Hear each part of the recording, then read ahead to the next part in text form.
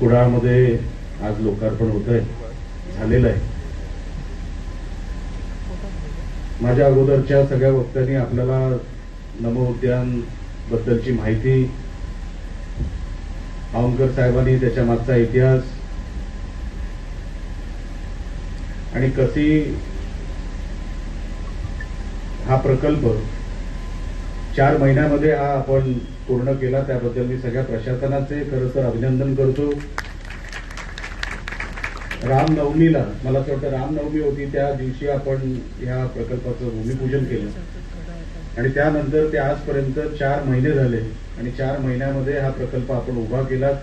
मी सौ बांदेकर शिरवळकर यांचेही मी नगराध्यक्ष जे आहेत त्यांचं मी अभिनंदन करतो की आपण देखील या कामामध्ये मेहनत घेतली आणि आज हा प्रकल्प पूर्ण होतोय, लोकार्पण होतोय आणि अतिशय चांगल्या दर्जाचं काम या प्रकल्पाचं आपण पूर्ण केलं. लोकांच्या सेवेसाठी किंवा लोकांना आवडेल,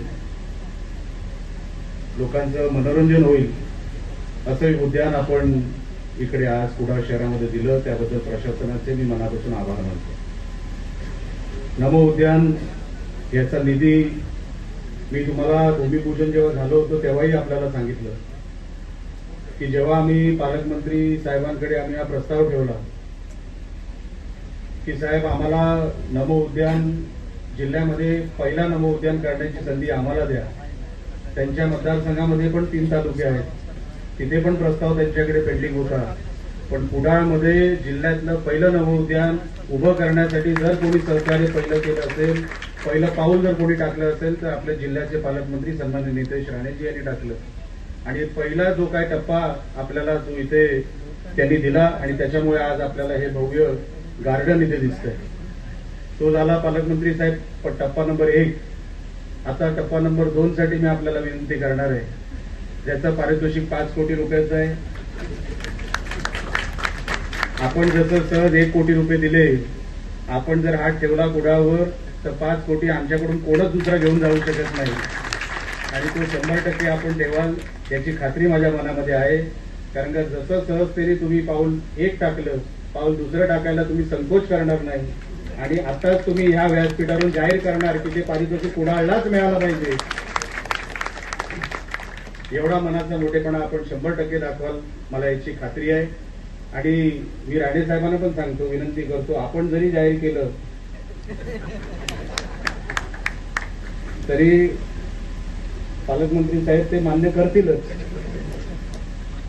याची मला खात्री आहे. म्हणून आपल्याला विनंती करतो, कारण का खरोखरच या कामामध्ये काही अडचणी येऊन सुद्धा ज्या स्पीडनी प्रशासनाने काम केलं, तर खरं तर आवंकरजी ह्या मतदारसंघाला एवढ्या स्पीडमध्ये काम करायची सवय नाही. मागच्या 10 वर्षामध्ये जे माझ्या जागेवर होते त्यांनी नेमकं काय केलं या मागच्या 10 वर्षामध्ये कोणाला माहित नाही, पण एवढ्या स्पीडमध्ये कुडाळ मतदारसंघामध्ये काम होऊ शकतं या 1.5 वर्षामध्ये तुम्ही दाखवून दिलं, त्याबद्दल विशेष तुमचे मी आभार मानतो. कारण का अनेक प्रकल्प आता काय झालंय, माझे आमदार त्यांना आता सध्या काही काम नाही, पत्रकार समोर बसलेत म्हणून मी एका फक्त गोष्टींचा खुलासा करतो. कारण का आपल्यातल्याच काही पत्रकारांना माझी आमदारचा फार पुळका आहे. ते किती जरी बेअक्कल वागले तरी पण आपण त्यांचे अकलेचे तारे कधी आपण मोजत नाही, पण ते तुमच्या समोर मी ठेवतो. मी जसं म्हटलं की माझे आमदार सध्या रिकाम तिकडे आहेत. त्यांनी गणेश घाटाची पाहणी केली आणि गणेश घाट हा मी आणला असं त्यांनी त्यांच्या कुठल्या तरी प्रेसमध्ये सांगितलं. मी काय बघत नाही त्यांची प्रेस वगैरे, कारण का बघण्यासारखं काही नसतं. तर त्यांच्या प्रेसमध्ये किंवा कुठेतरी त्यांचा उल्लेख झाला की हे गणेश घाट म्हणे आराखडा मी तयार केला. आपल्या पत्रकारांना माहितीसाठी सांगतो, हा आराखडा जो आहे तो जून 2022 मध्ये प्राथमिक स्वरूपामध्ये तो सुरू झाला, आराखडा मांडायसाठी सुरू झाला, बनवण्यासाठी. 2022 मध्ये सरकार कोणाचं होतं मला काय वेगळं सांगायची काही गरज नाही. 2022 ते 2025 कसलंही काम सुरू नाही, कसलंही म्हणजे 2024 पर्यंत कसलंही काम सुरू नाही, कोणी काम हाती घेतलं नाही, आराखडा तयार झालेला नव्हता. कसलंही काम मंजूर नव्हतं. निविदा निघाली सप्टेंबर 2025 ला. तेव्हा आमदार कोण होता? निविदा निघाली सप्टेंबर 2025 ला. वर्क ऑर्डर निघाली 29 सप्टेंबर 2025 ला. भूमिपूजन झालं 29 ऑक्टोबर 2025 ला. एकूण निधी 3 कोटीचा आपण इकडे मंजूर करून घेतला. अजून 2 कोटी निधी माझी आमदारांना माहित सुद्धा नाही की अजून 2 कोटी निधी यायचा आहे. ते नुसतं तिकडे गेले आडवे तिडवे सगळे गॉगल गँग घेऊन आणि तिकडे फोटो काढले आणि कुठल्या तरी वंजाळ नदीच्या इकडे निकृष्ट दर्जाचं काम चालू आहे असं काहीतरी तिकडे जाहीर केलं. निकृष्ट दर्जाचं काम करण्यासाठी पहिलं काहीतरी काम करावं लागतं माझे आमदार साहेब. आम्ही निकृष्ट दर्जाचं काम अजिबात तिथे ठेवणार नाही. 1% जरी तिथे कॉन्ट्रॅक्टर चुकला त्याला घरी पाठवण्याचं काम आज निलेश राणे करणे एवढं लक्षात ठेवा. पण नको ती खोटी माहिती देणं. मी पण माझी खासदार होतो तेली साहेब. मी पण माझी खासदार होतो. मी या मतदारसंघामध्ये जेव्हापासून कामाला सुरुवात केली सगळ्यांना माहिती आहे. मला अनेक लोक यायचे साहेब सरकार आपलं आहे, काम मंजूर आपण केलेलं आहे, तर नारळ आपण वाढवला पाहिजे. मला अजिबात नाही करणार. जिथे माझा अधिकार नाही तिथे मी जाणार नाही. उगाच नारळ वाढवायला एवढे का नारळ स्वस्त झाले असतील मार्केटमध्ये मला माहित नाही, पण मी तेवढा स्वस्त झालेलो नाही. कुठल्या दुसऱ्या मतदारसंघामध्ये जाऊन मी कोणाच्या तरी हक्काचं मारून हे काम मी आणलं असं सांगणारा मी तसा लहान मनाचा माणूस नाही. एवढ्या कोट्यावधी निधी आपण इथे आणला. आता आपण एक उल्लेख करायचा आपण राहून गेला औंधकर साहेब, तो आपल्या मच्छिंद्र कांबळी सभागृहाचा. मच्छिंद्र कांबळी सभागृहामध्ये 10 कोटी रुपये मंजूर आहेत. उर्वरित जे 5 कोटी रुपये लागणार आहेत ते पण 100% काम पूर्ण होणार, वेळेत पूर्ण होणार. आणि लागणारा निधी एक दर्जेदार हे कसं असतं, सांस्कृतिक भवन कसं असतं, आपली एक संकल्पना आहे, एक स्वप्न आहे की 21व्या शतकातलं जर शहर बनवायचं असेल तर त्याच्यासाठी जो फंड लागणार असेल, पालकमंत्री साहेब आजपर्यंत सहकार्य करतायत, राज्य सरकार आजपर्यंत सहकार्य करतंय, सन्मान्य खासदार साहेब करतायत, केसरकर साहेब वेळोवेळी सहकार्य करतात. कुडाळ मालवण मतदारसंघाला जे मागच्या 10 वर्षामध्ये मिळालं नाही ते आम्ही ह्या 1.5 वर्षात आणून द्यायचा नुसतं प्रयत्न केला नाही, आम्ही त्याची सिस्टम बसवली, आम्ही त्याचा पाया बसवला. आता उद्या कोण जरी आला माझ्या जागेवर तो मी बसवलेल्या पायावरच काम करणार. आता दुसरा पाया मागच्या 10 वर्षामध्ये कोणी बसवला नव्हता, आम्ही तो पाया बसवला. मागच्या 10 वर्षामध्ये पत्रकार ते कधी लिहिणार नाही. पत्रकार आम्हाला प्रश्न विचारणार. ज्यांनी 10 वर्ष काय केलं नाही त्यांना कोणी प्रश्न विचारलं नाही, पण 1.5 वर्षात निलेश राणेला प्रश्न विचारणार की तुम्ही काय केलं. त्यांच्या 10 वर्षाचा हिशोब कधी घेतला नाही, माझ्या 1.5 वर्षाचा हिशोब घेताय. 100% तुम्ही घेतला पाहिजे. हे लोकतंत्र आहे, लोकशाही आहे. तुम्ही माझ्याकडून हिशोब घेतलाच पाहिजे आणि द्यायला मी तयार आहे. मी माझी भूमिका मांडत असताना, माझ्या मतदारसंघाची भूमिका मांडत असताना, ते सभागृहात असू दे की सभागृहाच्या बाहेर असू दे, मी कधी पुढे मागे बघत नसतो. जे काय ते ठणकावून सांगतो की हे माझ्या मतदारसंघाला मिळालं पाहिजे, कारण का 10 वर्ष काय मिळालं नाही. पालकमंत्री महोदय, खासदार साहेब, मी आपल्याला सांगतो, ह्या मतदारसंघामध्ये आराखडा, या मतदारसंघाचं प्रतिनिधित्व सन्मान्य राणे साहेबांनी केलं 2014 पर्यंत. साहेब त्यानंतर या मतदारसंघाचा आराखडा कधी 190 कोटीच्या वरती गेला नाही. पहिल्यांदा आम्ही ह्या मतदारसंघाचा आराखडा पालकमंत्री महोदय आम्ही 750 कोटीपर्यंत नेला. 750 कोटीपर्यंत. एकही पत्रकार माझ्याकडे माहिती घ्यायला येत नाही. साहेब 750 कोटी रुपये कुठून आणले आपण. नुसता एडीबीचा रस्ता जर आपण बघितला ना तोच 300 कोटीचा आहे, जो कसाळ जातो आणि तो मालवणपर्यंत जातो. माहिती घ्या. कोणाची भूमिका तुम्ही छापल्याच्या अगोदर, डिजिटलवर दाखवण्याच्या अगोदर माहिती घ्या दोन्ही बाजूची. जर राणेंवर टीका करताना त्यांची टीका घेताना तुम्ही राणेंना पण विचारलं पाहिजे, साहेब तुमचं याच्यावर उत्तर काय. नुसतं एक बाजू छापू नका. मी कधी तुमच्या कुठल्याही विषयामध्ये नसतो. आम्ही नेहमी पत्रकारांना सहकार्य करण्याच्या भूमिकेत असतो. पण एकतर्फा जर तुम्ही करत राहाल तर आमची भूमिका कोण मांडणार आहे. अहो 10 वर्ष या मतदारसंघाची कामं झाली नाहीत.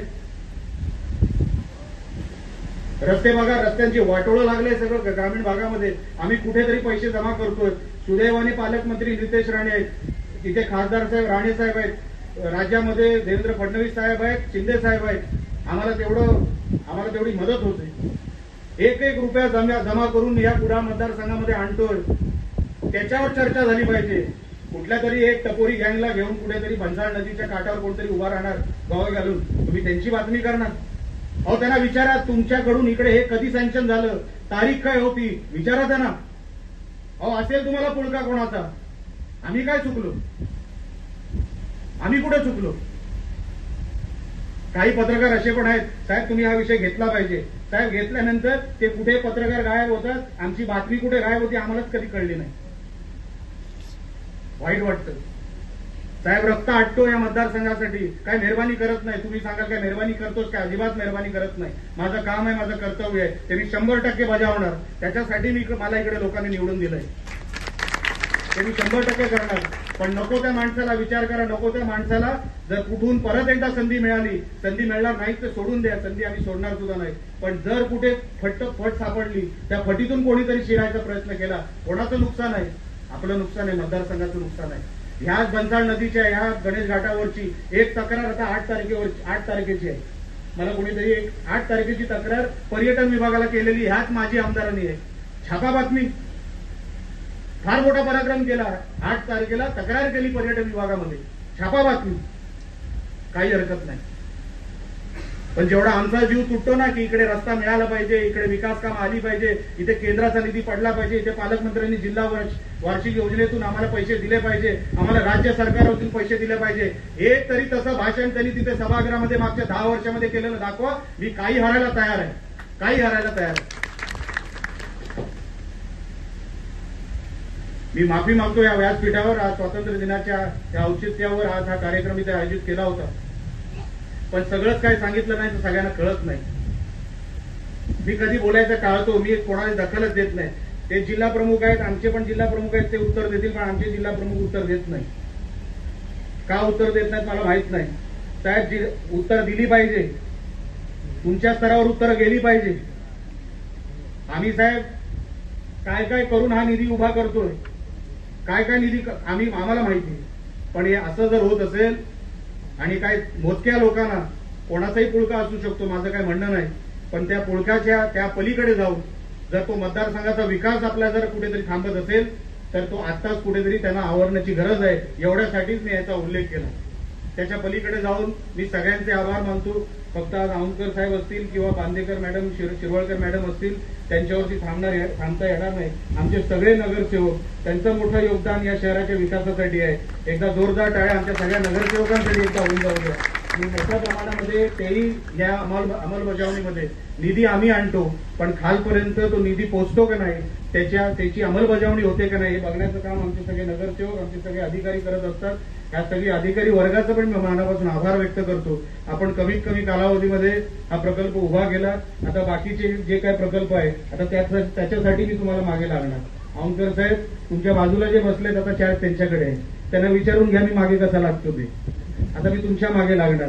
मला काम ग्रेड एचं झालं पाहिजे, दर्जा 1 नंबर राहिला पाहिजे आणि काम वेळेत पूर्ण झालं पाहिजे, एवढीच माझी मागणी असते. बाकी तुम्ही मला चहा नका देऊ, टेबलावरचे काजू बदाम नका देऊ, पाणी नका देऊ तरी चालेल, फक्त मला काम दर्जेदार करून द्या. एवढंच या निमित्ताने मी इकडे बोलतो. परत एकदा आपल्या सगळ्यांचे आभार मानतो आणि माझं लांबलेलं मनोगत थांबवतो. जय हिंद, जय महाराष्ट्र.